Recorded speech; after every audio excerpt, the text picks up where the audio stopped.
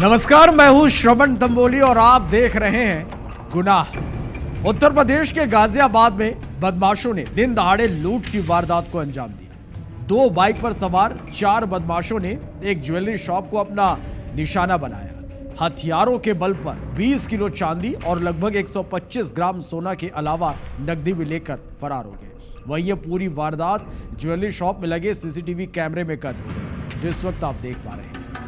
साफ देखा जा सकता है कि कैसे दोनों लुटेरे तेजी से वारदात को अंजाम देकर यहां से निकल जाते हैं। वीडियो में दोनों बदमाश गहने बैग में रखते हुए नजर आ रहे हैं। वहीं एक बदमाश गाली देता हुआ भी नजर आ रहा है। तो ये तस्वीरें आप देख पा रहे हैं उत्तर प्रदेश के गाजियाबाद में बदमाशों ने दिन दहाड़े लूट की वारदात को अंजाम दिया है। 2 बाइक पर सवार 4 बदमाशों ने एक ज्वेलरी शॉप को अपना निशाना बनाया। हथियारों के बल पर 20 किलो चांदी और 125 ग्राम सोना के अलावा नकदी भी लेकर यहां से फरार हो गए। ये पूरी वारदात ज्वेलरी शॉप में लगे सीसीटीवी कैमरे में कैद हुई है, जिसमें साफ देखा जा सकता है कि कैसे दोनों लुटेरे तेजी से वारदात को अंजाम देकर निकल जाते हैं। वीडियो में दोनों बदमाश गहने में बैग रखते हुए नजर आ रहे हैं। वहीं एक बदमाश गाली देता हुआ भी नजर आ रहा है।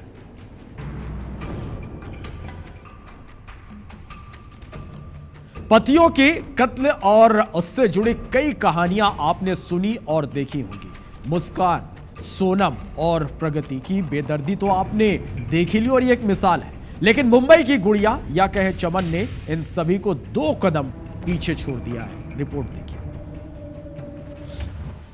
नीले ड्रम में पति की लाश, हनीमून में पति का मर्डर, अब मर्डर का नया तरीका।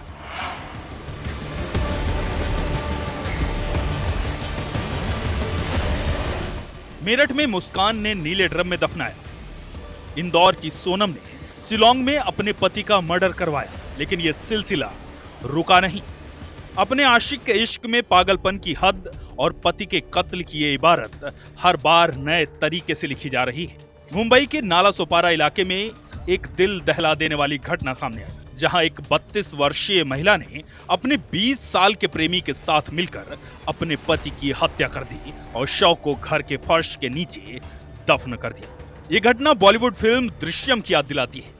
मृतक की पहचान 32 वर्षीय विजय चौहान के रूप में हुई है, जो नाला सुपारा में अपनी पत्नी चमन देवी उर्फ गुड़िया और 7 साल के बेटे के साथ रहता था। पुलिस के मुताबिक चमन का 20 वर्षीय मोनू शर्मा के साथ प्रेम संबंध था और विजय उनके रिश्ते में बाधा बन रहा था। विजय के भाई अखिलेश को शक हुआ जब वो कई दिनों तक संपर्क में नहीं आए। घर पहुंचने पर ताला बंद मिला और अंदर से दुर्गंध आ रही थी। फर्श पर नई टाइल्स और मिट्टी का ढेर देखकर संदेह गहराया।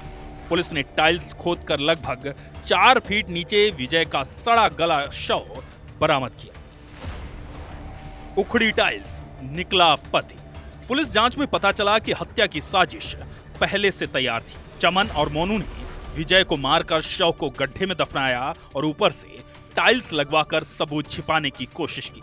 खून से सनी हथौड़ी और सीमेंट की बोरियां भी घर में मिली हैं, जो साजिश की पुष्टि करती हैं। आरोपी चमन देवी और मोनू शर्मा फिलहाल फरार है। पेलहर पुलिस स्टेशन की टीम उनकी तलाश में जुटी है। कुछ खबरों के मुताबिक दोनों को पुणे से गिरफ्तार भी कर लिया गया है, लेकिन पुलिस ने अब तक इसकी आधिकारिक पुष्टि नहीं की है। फॉरेंसिक एक्सपर्ट, डॉक्टर्स और तहसीलदार साहब को बुलाया गया। उनके सामने अभी जस्ट डेड बॉडी निकाली है और डेड बॉडी मिली हुई है। अभी ये जेजे हॉस्पिटल के लिए आगे की कार्रवाई के लिए भेज रहे हैं।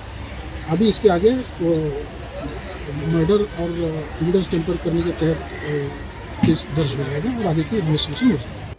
ये घटना स्थानीय लोगों में सनसनी फैलाने के साथ साथ सामाजिक रिश्तों पर सवाल उठा रही है। पुलिस का कहना है कि मामले की गहन जांच जारी है और जल्द ही सभी तथ्य सामने आएंगे। लेकिन ये सवाल उठता है कि पतियों के कत्ल का यह सिलसिला आखिर कहां जाकर रुकेगा। Bureau report, IBC 24। बिलासपुर के हिर्रे माइंस के पास हुए सनसनीखेज ब्लाइंड मर्डर केस का पुलिस ने पर्दाफाश कर दिया। पुलिस ने इस हत्याकांड का खुलासा करते हुए जो बताया वो बेहद चौंकाने वाला था, क्योंकि इस कत्ल के पीछे कोई और नहीं बल्कि वो थी। देखिए इस दिल दहला देने वाली वारदात की पूरी कहानी।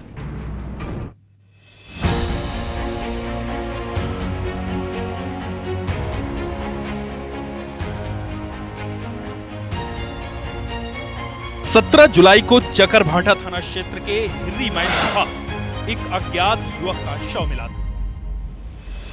शव की हालत देखकर साफ था कि उसे पत्थर से बेरहमी से कुचलकर मारा गया है। पुलिस ने तुरंत जांच शुरू की और साइबर सेल की मदद से 100 से ज्यादा सीसीटीवी फुटेज खंगाला। जांच में मृतक की पहचान साहिल कुमार पाटले के रूप में हुई, लेकिन असली खुलासा तब हुआ जब पुलिस ने पाया कि इस हत्या के पीछे साहिल का अपना परिवार ही था। पुलिस के मुताबिक साहिल की शराब की लत और घरेलू हिंसा से तंग आकर उसकी पत्नी वर्षा ने अपनी मां सरोजनी से मदद की। दोनों ने मिलकर साहिल की हत्या की साजिश रची और सरोजनी ने अपने दूसरे दामाद राजा बाबू और उसके दोस्त विकास को 1 लाख रुपए की सुपारी दी। हत्या की रात सभी आरोपियों ने साहिल को शराब पिलाई। नशे में धुत होने पर उन्होंने पत्थर से उसका सिर कुचल दिया और पहचान छुपाने के लिए चेहरा भी बिगाड़ दिया। की है लगभग 100 सीसीटीवी के आसपास उनका इनपुट लिया है, टेक्निकल इनपुट लिया है, उससे हमें जानकारी ली थी।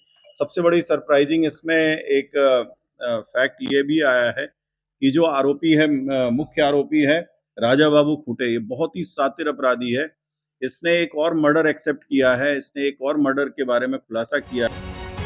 पुलिस ने चारों आरोपियों वर्षा खुंटे, सरोजनी खुंटे, राजा बाबू खुंटे और विकास आदिले को गिरफ्तार कर लिया है। घटना स्थल से एक बाइक, हत्या में इस्तेमाल पत्थर और 4 मोबाइल फोन बरामद किए गए। वरिष्ठ पुलिस अधीक्षक रजनेश सिंह ने इस त्वरित कार्रवाई के लिए पुलिस टीम को पुरस्कार देने की घोषणा की है। मामले में आगे की जांच जारी है, लेकिन इस हत्याकांड ने एक बार फिर रिश्तों की कड़वी सच्चाई को सामने ला दिया है। जितेंद्र थवाइत, IBC 24, बिलाल। लखनऊ, जहां इन दिनों गुनाह ने डेरा जमा रखा है, हर तरफ जुल्म की आंधी चल रही है और उत्तर प्रदेश की राजधानी अब क्राइम धानी बनती जा रही है। यहाँ एक होटल में कुछ ऐसी घटना हुई जिसने कानून व्यवस्था पर सवाल खड़े कर दिए। होटल में रुकने आई एक लड़की के बॉयफ्रेंड ने गरीब वेटर को गोली ही मार दी।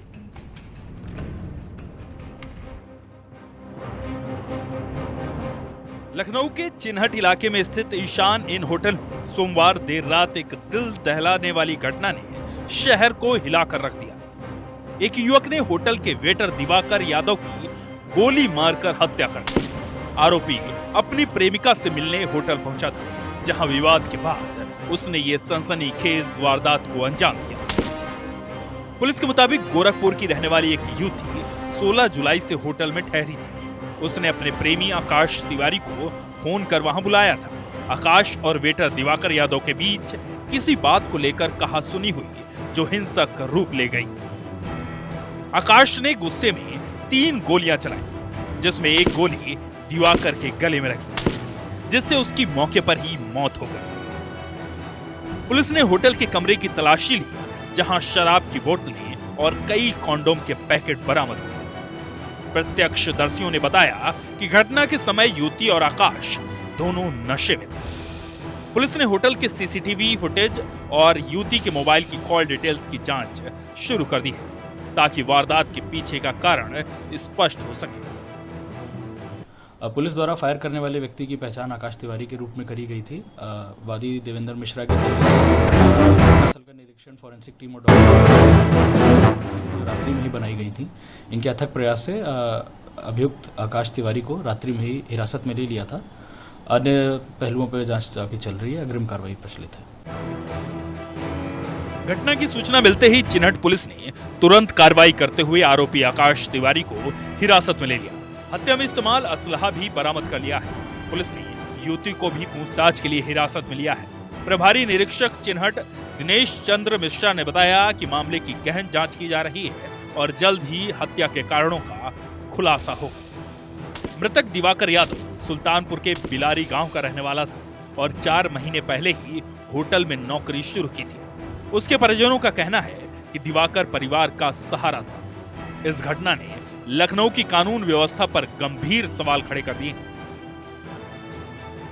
पुलिस से जल्द न्याय की मांग उठ रही है। Bureau report, IBC 24।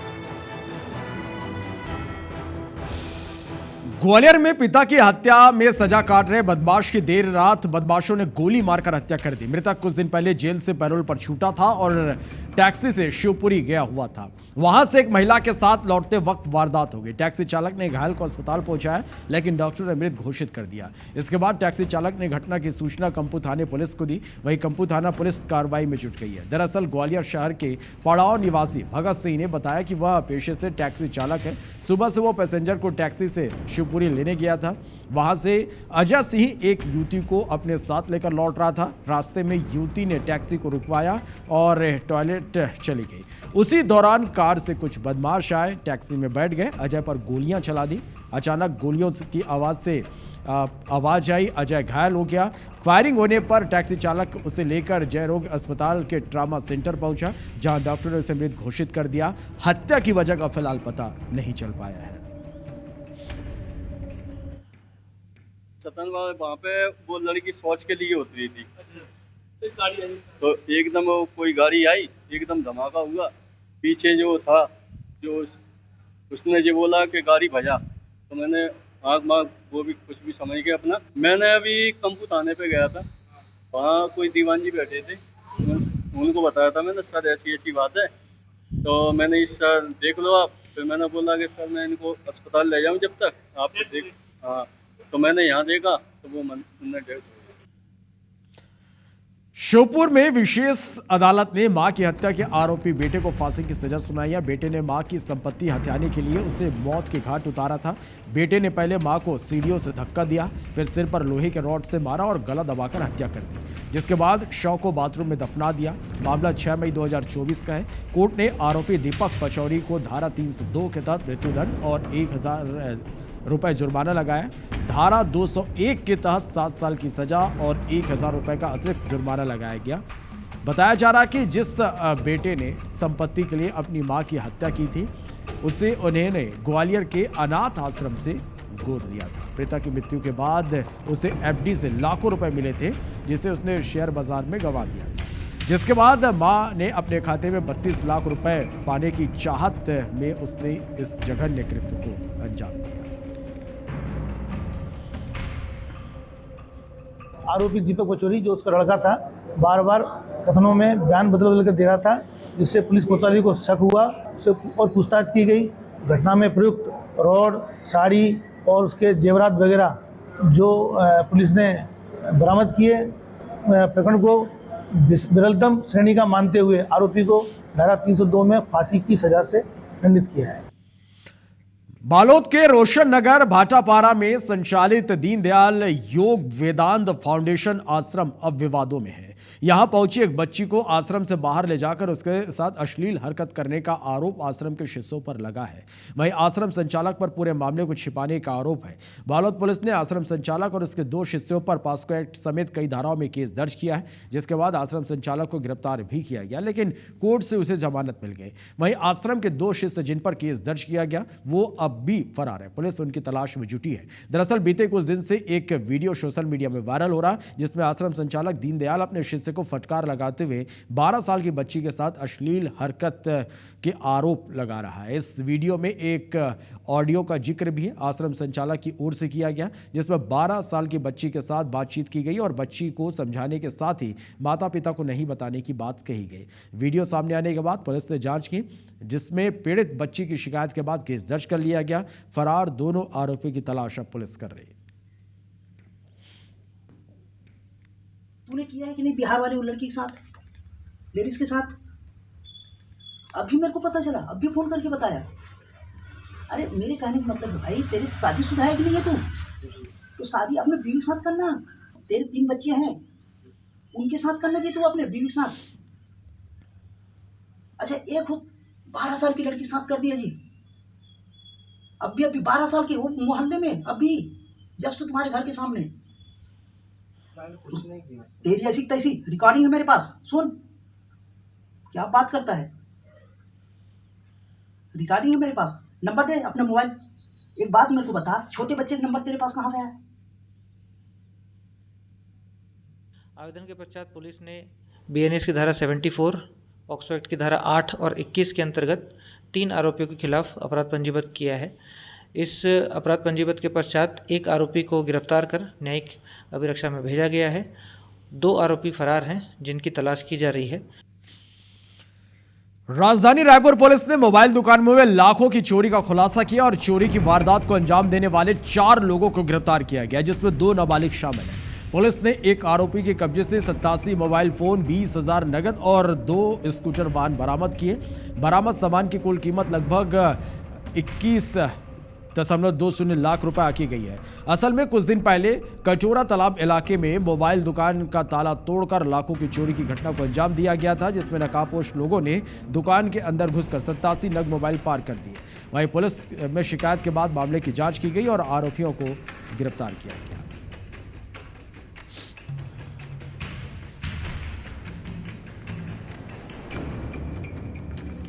बाइक को ओवरटेक करते हुए सामने अड़ा करके कब्जे में लेकर के अपराध में गिरफ्तार करते हुए उसके विरुद्ध में कार्रवाई की गई है। आरोपियों के कब्जे से 5 नग मोबाइल फ़ोन, घटना में प्रयुक्त 1 नग दोपहिया वाहन भी जब्त किया गया है। अकेला प्रधानाक्षक जाकर के उसको ओवरटेक करते हुए 2 आरोपियों को रंगे हाथ पकड़ा, उसको केसरी वार्ड से भी सम्मानित किया गया।